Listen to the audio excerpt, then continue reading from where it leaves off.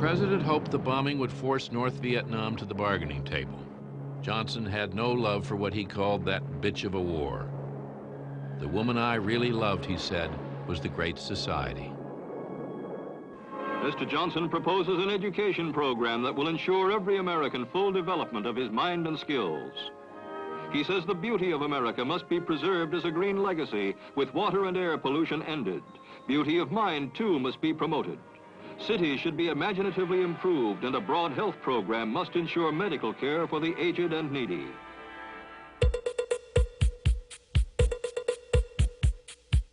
It was a legislative avalanche. No president had ever put so many bills before Congress. History will prove that he was probably the most effective president we've ever had in the White House. Whether you like him or whether you approved of his tactics or what was actually passed, as far as getting things done, Johnson could do it better than anybody. When he became president, he decided that he had to get everything done at once because he had checked back. He discovered that all the things presidents did, they did during their first couple of years. And so he began to pump things out frantically. There was a sense in which laws were being written before people even understood the problems, and you had new agencies springing up overnight. But I think Johnson was afraid that somehow this consensus was going to go away, so he better get as much done as he could, and we can straighten things out later. Johnson prepared bill after bill. Funds for education, elementary, secondary, and college, and for preschool children, Head Start. Funds for conservation, clean air and clean rivers, highway beautification, national parks, funds for consumer protection, truth in labeling and packaging, automobile safety.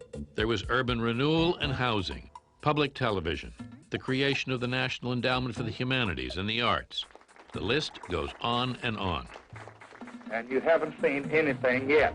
I thought he passed too much legislation, and he was passing them one right after the other, without adequate hearings, without a basic understanding of what the ultimate costs were going to be and how they were going to be administered. I have had but one objective: to be the president of all the people, not just the rich, not just the well-fed, not just the fortunate, but president of all of America. He was inordinately proud of all this legislation he passed. Well, he kept a scorecard in his pocket, had a sheet of paper, and he listed all the legislation he'd passed. He was extremely proud of it.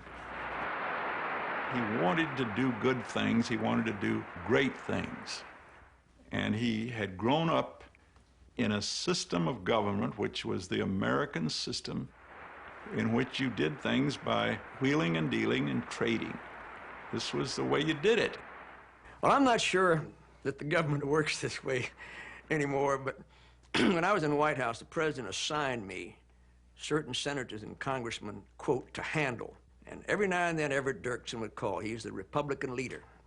And he'd say, Jack. You know, he had a voice that was like honey dripping over metal tiles. And he'd say, Jack, I want to see the boss later on today, and maybe we could have a drink and talk about a few things. And I'd say, yes, sir, Senator, the president will see you at 6 o'clock. How's that? Yes, that'd be fine.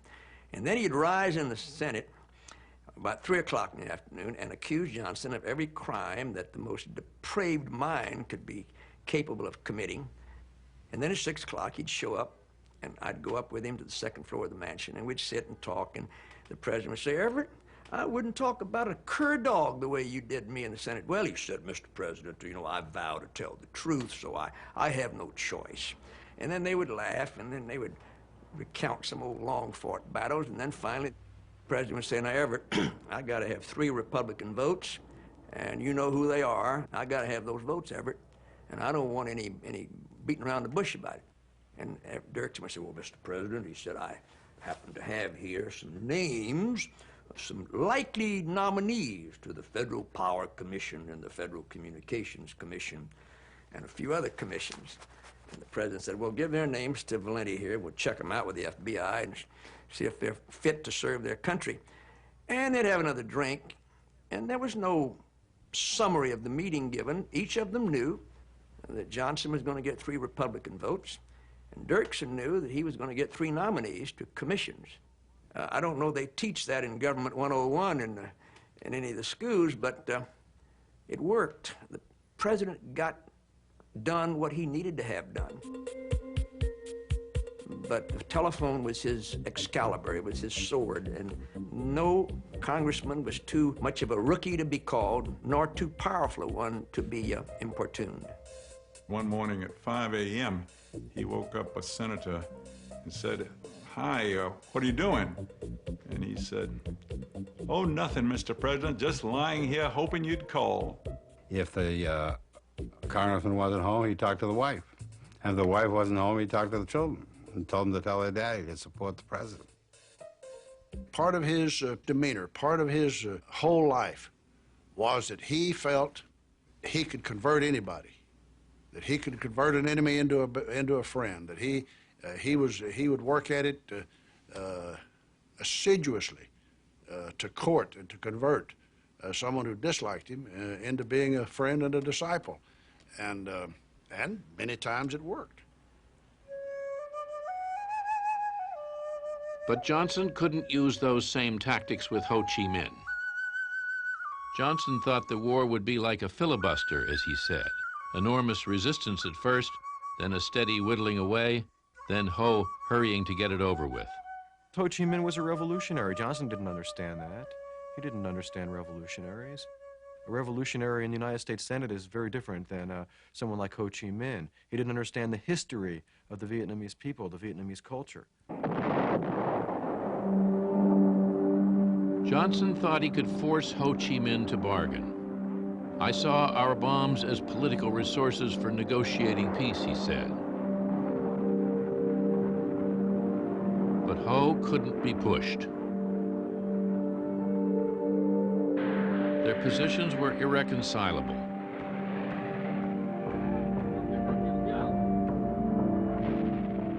Ho called the Americans invaders.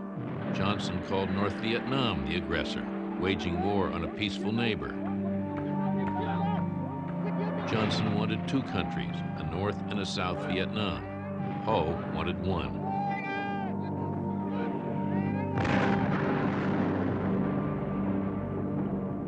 Ho Chi Minh and the communists had no intention whatsoever of ever allowing a peace treaty to separate their country.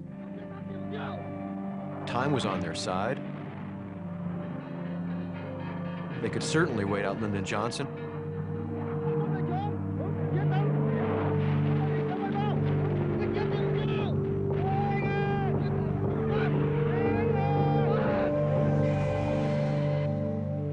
He understood Ho Chi Minh to be like any other political adversary who he could broker with, he could deal with. That Ho Chi Minh had a price, and he would find that price. Or what do the people of North Vietnam want? Food for their hunger, health for their bodies. I will ask the Congress to join in a $1 billion American investment to replace despair with hope and terror with progress. Johnson would bully and bargain. On April 7th, he offered Ho what sounded like a great society program. The vast Mekong River can provide food and water and power on a scale to dwarf even our own TVA.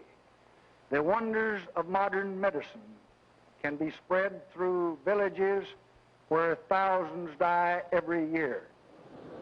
Schools can be established to train people in the skills. And I remember one time I trailed him into his office, and he leaned back in his chair and put his hand on his head like this, and he said, "Oh, God, how can we get out of this war?" He said, "If I could just sit in a room with Ho Chi Minh, talk to him." He said, "I think we could cut a deal."